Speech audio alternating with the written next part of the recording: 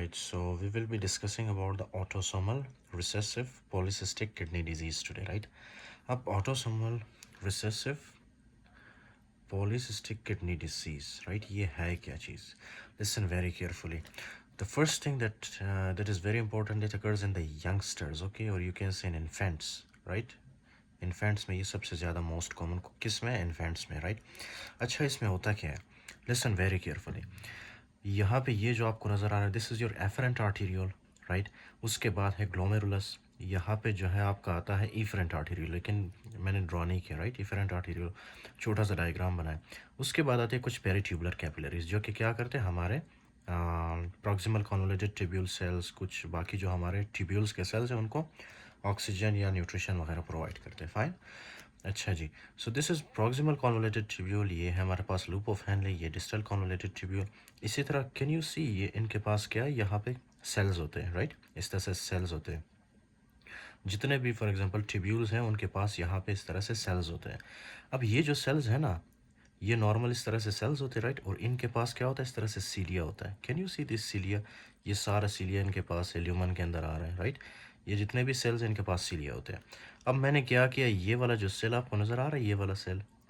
ये सेल है और इसके पास दो सीलिया है राइट मतलब यही सेल को मैंने क्या कि यहाँ पे बड़ा करके बनाया ताकि आपको मैं समझा सकूँ कि इसके अंदर होता क्या है फाइन अच्छा जी लिसन नाउ ये हमारे पास एक सेल है जो कि मैंने यहाँ से उठाया नेफ्रॉन से अब इस सेल के अंदर हम देखते हैं कि इसमें होता क्या है first of all right listen very carefully the very first thing that you have to remember इस सेल के पास जो है इस तरह से चैनल्स होते हैं राइट कौन से चैनल्स केटाइन चैनल्स या तो फिर आप इनको बोल दें कि कैल्शियम के चैनल्स होते हैं फाइन अब ये जो कैल्शियम के चैनल्स हैं ये क्या करते हैं नॉर्मली ये कैल्शियम को सेल के अंदर लेके जाते हैं फाइन ये सेल के अंदर क्या लेके जाते हैं कैल्शियम को अब ये जो कैल्शियम है ये आपको पता है क्या करता है सेल के अंदर these will inhibit the over proliferation of cell over proliferation का क्या मतलब है कि सेल को मज़ीद प्रोलिफरेट नहीं होने देता अननेसेसरीली राइट ओवर प्रोलिफरेशन या मल्टीप्लिकेशन या डिवीजन ओके मल्टीप्लाई होने नहीं देता डिवाइड होने नहीं देता प्रोलिफरेट होने नहीं देता अननेसेसरीली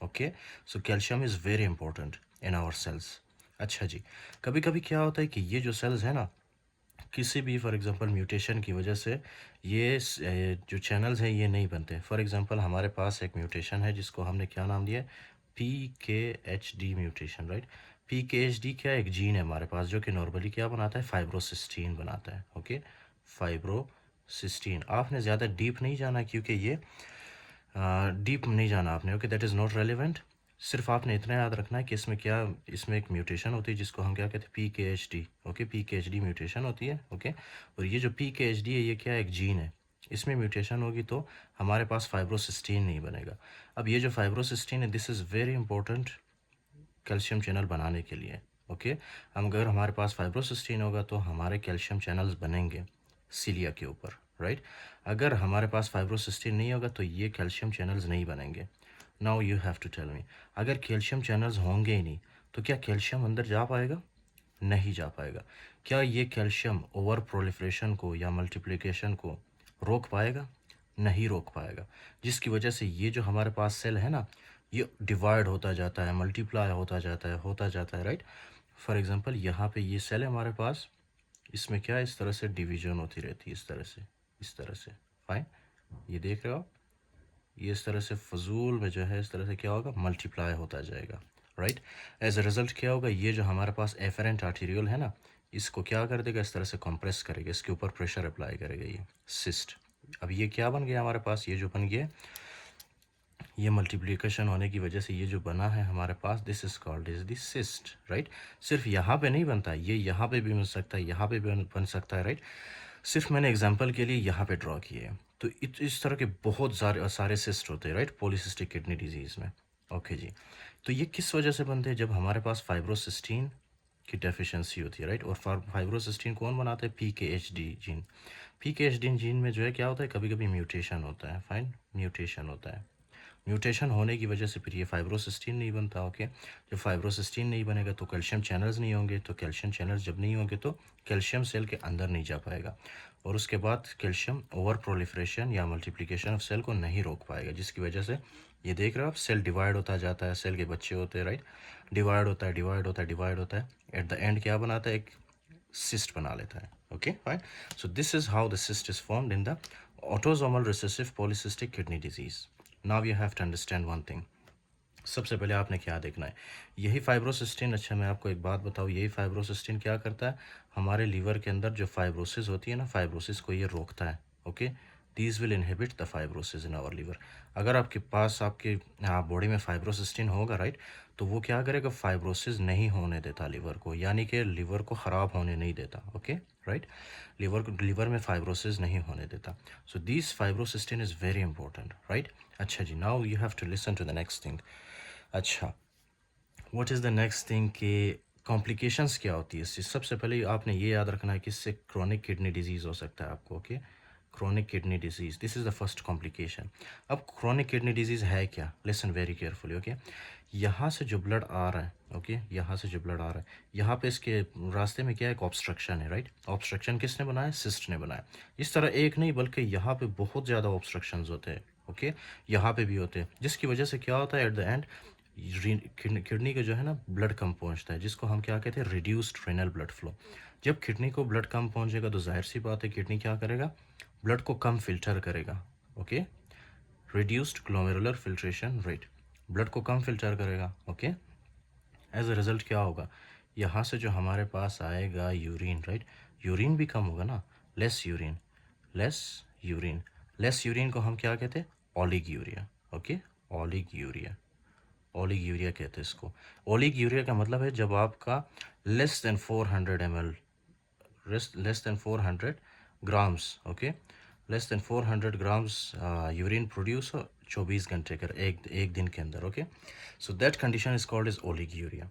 अब इस कंडीशन में क्या होता है, एक तो रेनल ब्लड फ्लो कम होता है, दूसरा इसमें ग्लोमेरुलर फिल्ट्रेशन रेट कम होता है, तीसरा इसमें यूरिन कम होता है. फाइन. अब जब रिड्यूस होता है रेनल ब्लड फ्लो, इसकी वजह से क्या होगा कि ये जो आपकी किडनी के सेल्स हैं ना, यहाँ से जब ब्लड आती है यहाँ पे भी जाहिर सी बात है ब्लड फ्लो कम होगा, राइट, किडनी में, पेरीट्यूबुलर कैपिलरीज में. और पेरीट्यूबुलर कैपिलरीज क्या करती है, न्यूट्रिशन प्रोवाइड करती है हमारे ये सेल्स को, ट्यूब्यूल के सेल्स को. फाइन. अब जब ब्लड कम होगा तो जाहिर सी बात है ये प्रॉपर न्यूट्रिशन या ऑक्सीजन सप्लाई नहीं होगी इन सेल्स को, फाइन, ट्यूब्यूल के सेल्स को, जिसकी वजह से क्या होगा, ये जो सेल्स हैं इनकी क्या होती है, इस्कीमिया होती है, फिर उसके बाद नेक्रोसिस होती है, फिर ये they will die. Okay, fine. तो इस तरह से ये सेल्स जो है एट द एंड क्या होगा, हमारा जो नेफ्रॉन है ना, इट विल स्टॉप फंक्शनिंग, हमारा नेफ्रॉन बिल्कुल डिफेक्टिव हो जाता है, काम करना छोड़ देता है. एज अ रिजल्ट क्या होगा, listen very carefully. Okay, first of all you have to understand कि ये जो हमारा नेफ्रॉन है ना, मैं पिछले लेक्चर्स में फिजियोलॉजी में आई ऑलरेडी एक्सप्लेंड. ओके, कि ये जो नेफ्रॉन है हमारा, ये आपको पता है क्या करता है, the first thing that it does, it will, ये जो हमारे बॉडी के अंदर हाइपर कलीमिया होता है ना, मतलब एक्सेसिव पोटासियम को ये हमारे बॉडी से बाहर निकालता है. फाइन. लेकिन जब ये किडनी डैमेज होगा, ये हमारे पास नेफ्रॉन डैमेज होगा, तो क्या पोटासियम यहाँ से बाहर निकल पाएगा हमारे ब्लड वेसल्स में से. नॉर्मली हमारे ब्लड वेसल के अंदर क्या होता है, पोटासियम. इसी पोटासियम को क्या करते हैं हम लोग, बाहर निकालते हैं हमारे नेफ्रॉन में. फिर ये नेफ्रॉन से होते हुए ये जाता है यूरिन के अंदर. ओके, यहाँ से यूरिन के अंदर जाता है.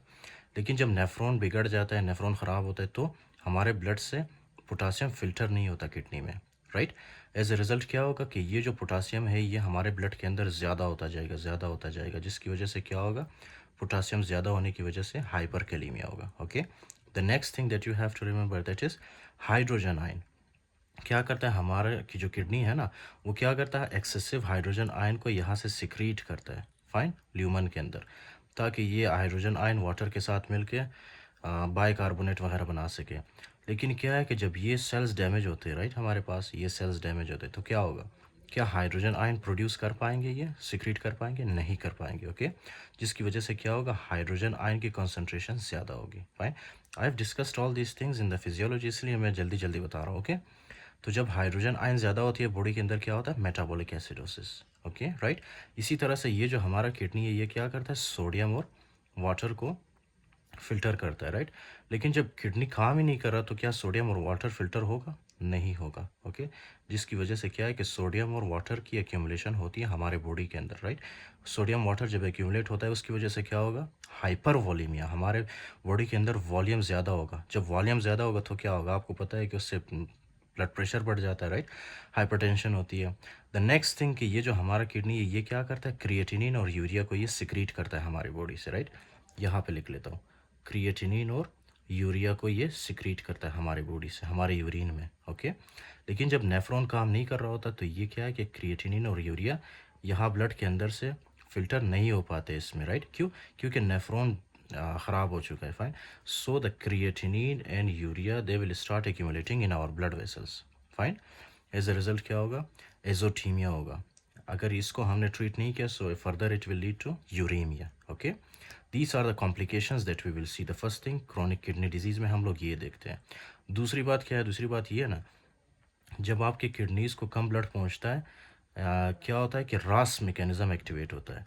यहाँ पे आपके पास होते हैं मैक्यूला डेंसा के सेल्स, राइट। एफरेंट आर्टीरियल और यहाँ पे डिस्टल कॉन्वोलेटेड टिब्यूल के बीच में एक जक्स्टा ग्लोमेरुलर apparatus होता है जिसमें मैक्यूला डेंसा सेल्स होते हैं। वो पता है क्या रिलीज़ करते हैं सर्कुलेशन में, वो इस तरह से रिलीज़ करते हैं सर्कुलेशन में या ब्लड में, रेनिन रिलीज़ करते हैं, ओके।